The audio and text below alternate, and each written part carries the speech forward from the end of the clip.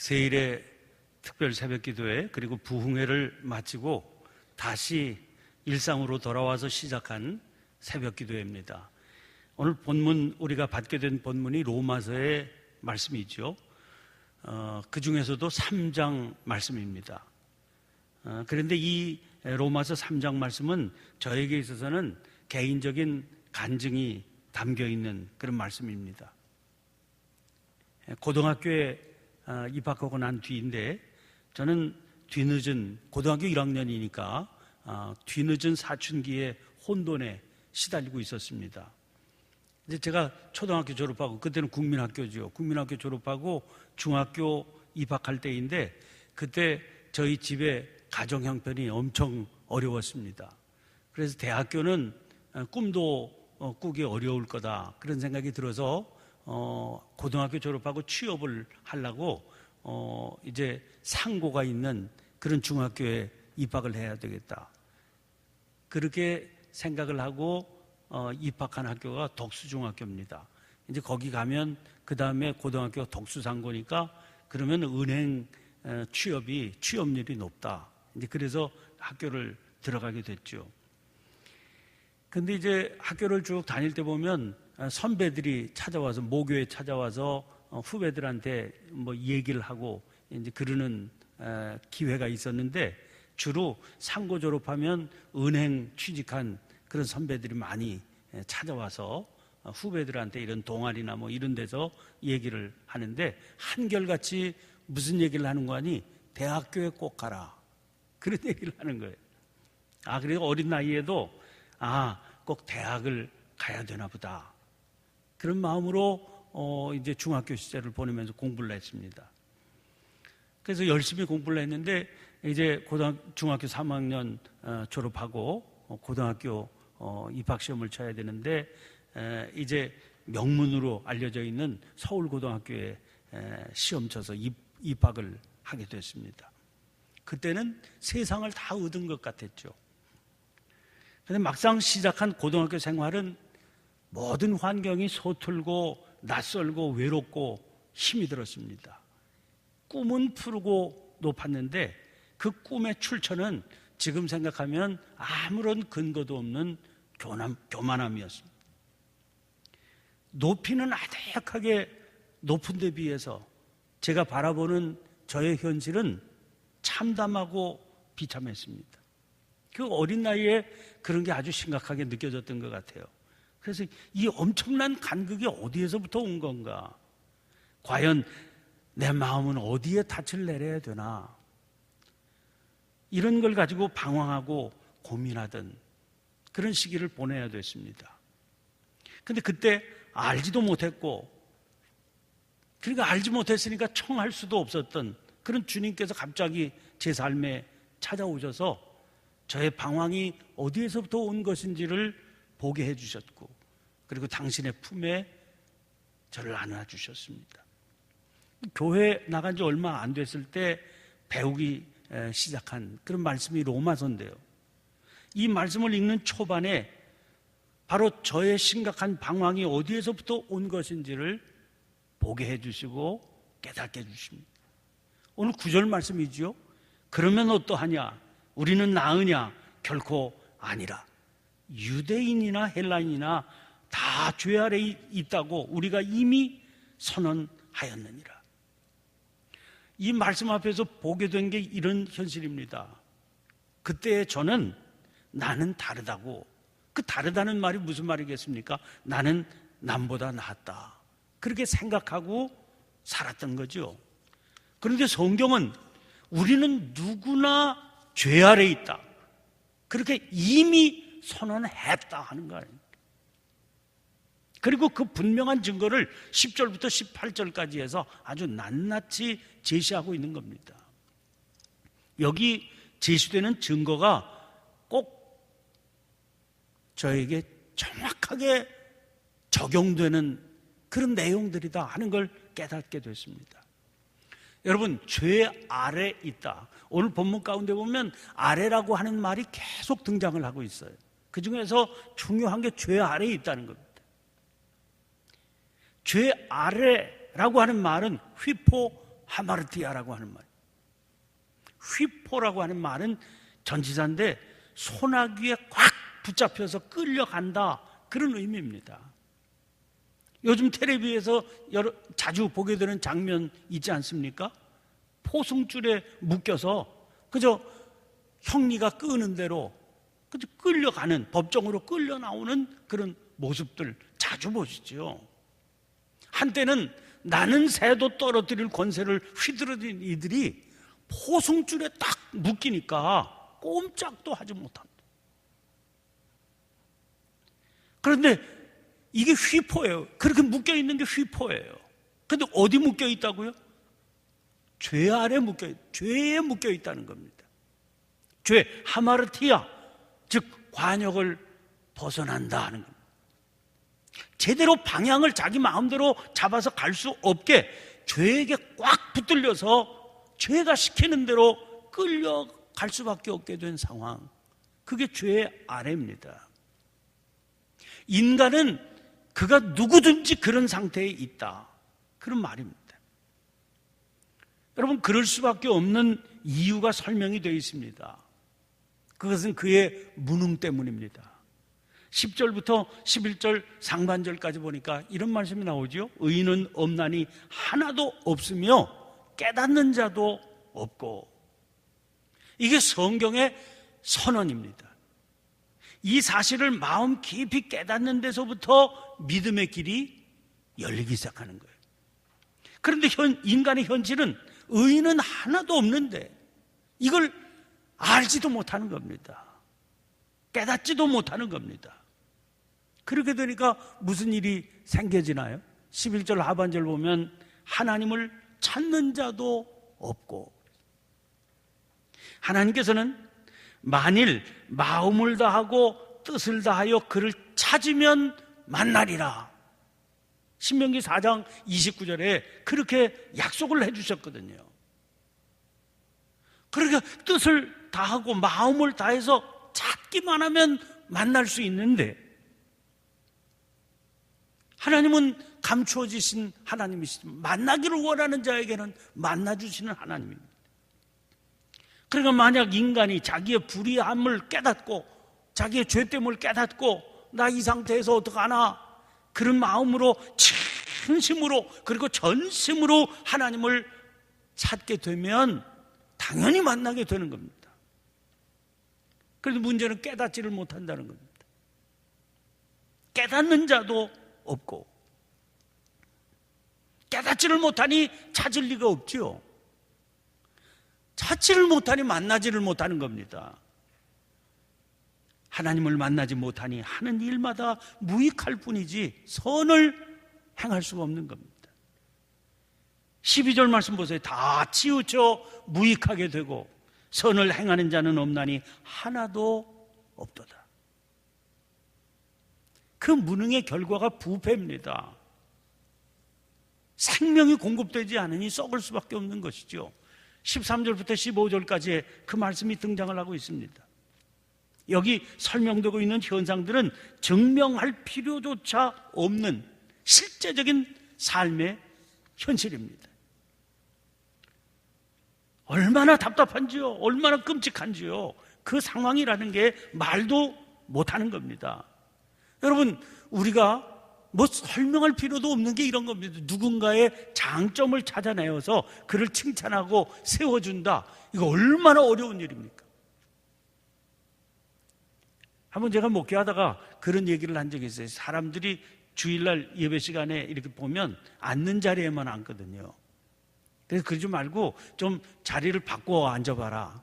그리고 옆에 새롭게 앉게 된 옆에 사람하고 인사, 주일날 교회 소식할 때 인사 나누고, 그리고 누군지 알아뒀다가 집에 가서 다음 주일날 될 때까지 한 번씩 전화를 서로 해라. 인사한 그 사람 전화할 때 칭찬을 해라. 칭찬을. 몇 주 하다가 그만뒀어요. 너무너무 어렵다고 그러더라고요. 너무너무 부담스럽고 너무너무 힘이 들다고 그러더라고요. 여러분, 그 사람을 만나서 그 사람의 장점을 찾아내고 그를 칭찬하고 그를 세워주는 일, 힘이 들어요, 우리에게. 저만 그런 줄 알았더니 교인들이 다 그러는 거 보니까 다 힘든 거 확실하더라고요. 여러분, 그런데 어떻습니까? 나의 눈에 덜 보는 보기 어렵지만 형제의 눈 속에 있는 티끌은 얼마나 잘 보입니까? 게다가 그거 들추어내서 퍼뜨리는 일은 얼마나 즐겁고 깨소금 맛입니까? 이건 힘도 안 들어요. 시키지 않아도 저절로 됩니다. 사람들이 다 생각하잖아요. 교회는 말이 많은 데다. 그 많다는 말이 칭찬의 말이고 격려의 말이면 얼마나 좋겠습니까? 근데 뭐 사소한 일만 생기면은요, 이거 퍼뜨리고 싶어서 내 마음속에 안달이 납니다. 저 사람 저거 그 소리 모를 거야. 전화통에 불이 납니다. 15절에 그렇게 말하지 않았습니까? 그 발은 피 흘리는데 빠른지라. 여러분, 간단하게 우리 사회의 기본 틀을 이루고 있는 이 경쟁 구도라는 걸 한번 생각해 보세요. 어제 수능 시험, 엊그제 수능 시험 치지 않았습니까? 이게 다 경쟁 구도로 되어 있잖아요. 그 출발이 뭐에 있습니까? 다 자기중심적인 이기주의에 뿌리를 두고 있지요. 어쩔 수 없다 이렇게 생각을 합니다. 세상은 다 경쟁하면서 가는 거지. 이런 기본 틀을 우리가 가지고 있습니다. 그러니까 이런 경쟁 구도 하에서는 자연히 모든 사람이 갈등 관계에 놓이지 않을 수 없게 됩니다. 진 사람은 말할 것도 없죠. 그 상처와 아픔은 이루 말할 수도 없습니다. 그러면 이긴 사람은요? 이긴 사람은 불안합니다.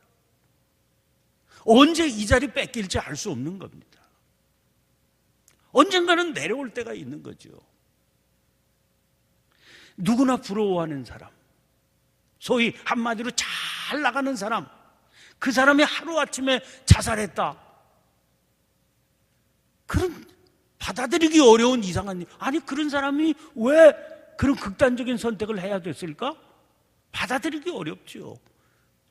그런데 그런 받아들이기 어려운 일이 낯설지 않다는 겁니다. 자주 그런 일들이 일어나는 겁니다.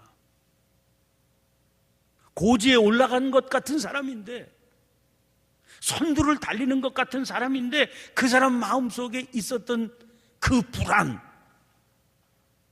그 우리가 이해할 수 있게 되는 겁니다. 여러분, 이런 세상에서 자기가 서 있는 자리가 늘 불안하고 염려스럽고 마음이 놓이지 않는 이런 세상에서 우리가 다른 사람을 섬세하게 헤아리고 이해한다. 이 얼마나 비현실적인 사치입니다.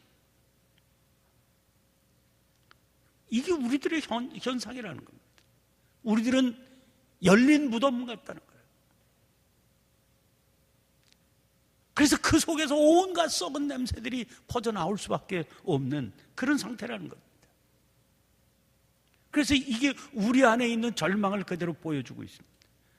16절부터 18절 말씀까지 보면 파멸과 고생이 그 길에 있어 평강의 길을 알지 못하였고 그들의 눈앞에 하나님을 두려워함이 없느니라. 하나님께서는 이미 그런 삶을 향해서 심판을 선언하신 분 아닙니까? 아우 아벨을 죽인 가인에게 하나님께서 물으십니다. 네 아우 아벨이 어디 있느냐? 하나님은 알고 물으시는 거죠.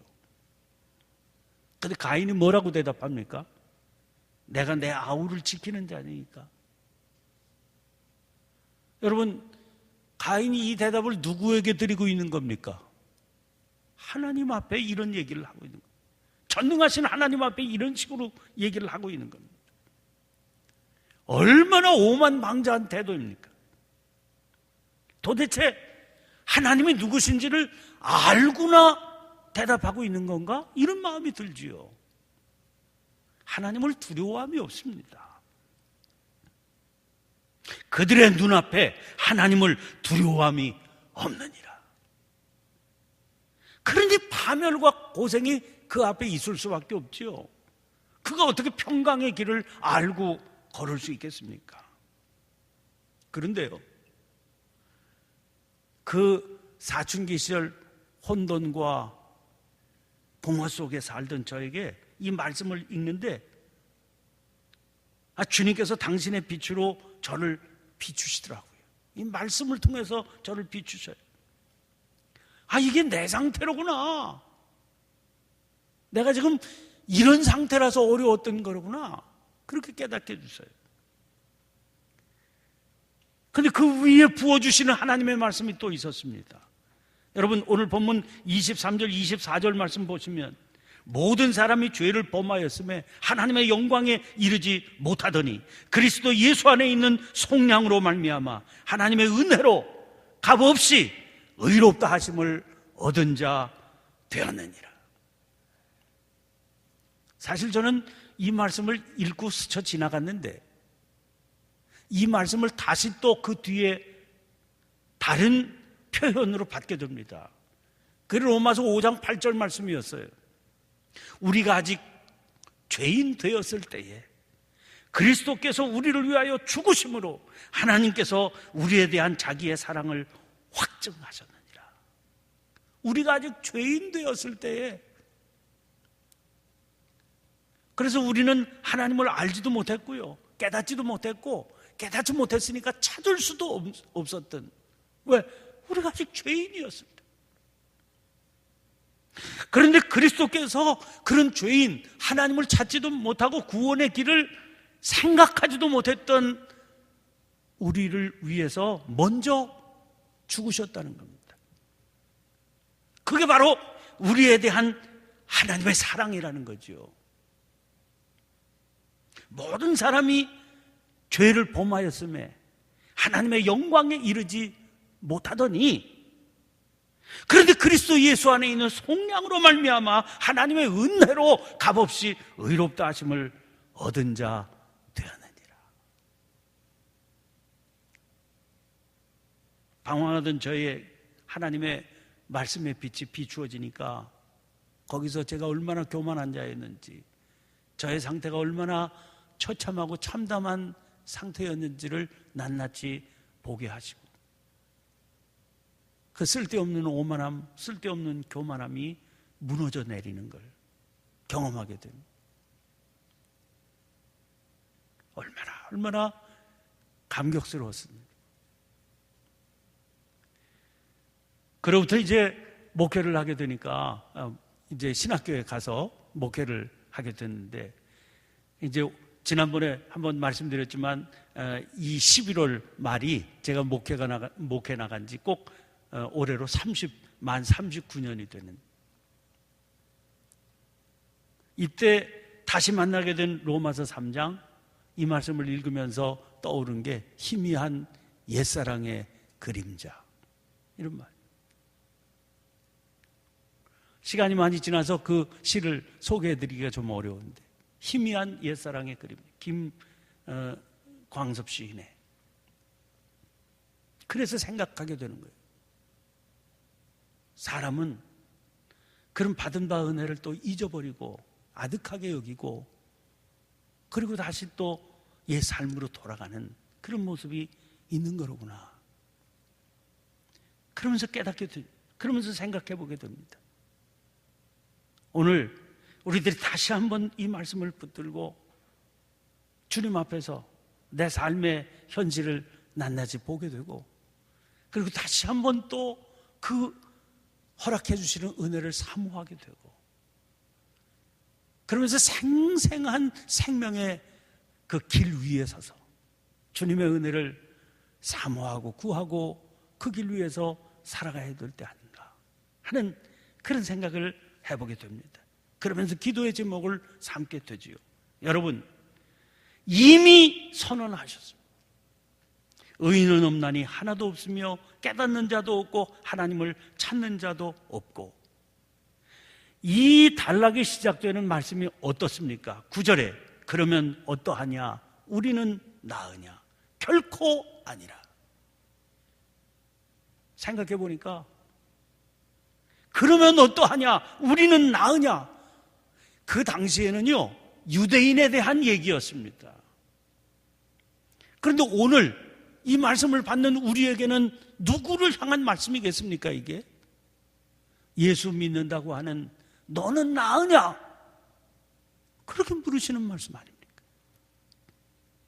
그리고 저에게는 목자라고 그래서 시간만 되면 하나님의 말씀을 들고 선포하는 너는 나으냐? 그렇게 물으시는 말씀. 직분을 가졌다고 하는 너는 그러면 나으냐? 우리는 나으냐? 그렇게 물으시는 거예요. 아픈 말씀이지요. 결코 아니라. 이미 선언했다. 주님께서 그렇게 말씀하시면서 날마다 새롭게 주님의 부어주시는 은혜 위에 서 있지 않으면 우리는 아무것도 아니다. 살아온 삶이 어떻든, 서 있는 삶의 자리가 어떻든 그것과 관계없이 우리는 아무것도 아니다. 부패한 자요, 무익한 자요, 어리석은 자요. 주님, 주의 은혜의 빛을 떠나면 우리는 아무것도 아닙니다. 걸어온 것, 쌓아온 것, 그게 아무런 가치도 없는 걸 깨닫게 해주시옵소서. 날마다 주의 은혜의 빛 가운데 서 있게 해주시옵소서. 그 은혜의 길을 걷게 해주시옵소서. 간절히 기도의 제목으로 삼고 주님 앞에 나아가는 저와 여러분이 되시길 간절히 축원합니다. 주신 말씀을 기억하며 간절히 기도하십시다. 주여 한번 힘차게 외치고 통성으로 기도하겠습니다. 특별히 논술 시험을 위해서 지난밤 우리 교회에 머물면서 시험을 준비했던 그런 가정들, 그런 청년들이 있습니다. 그들을 하나님께서 붙들어 주셔서 오늘 좋은 열매 거두게 해주시옵소서. 간절히 기도하시고 또 한 해를 보내며 새 해를 준비하는 교회와 또 가정과 우리 사업의 일터를 위해서 하나님 앞에 기도하십시다. 함께 주여 한번 외치고 통성으로 기도합니다. 주여!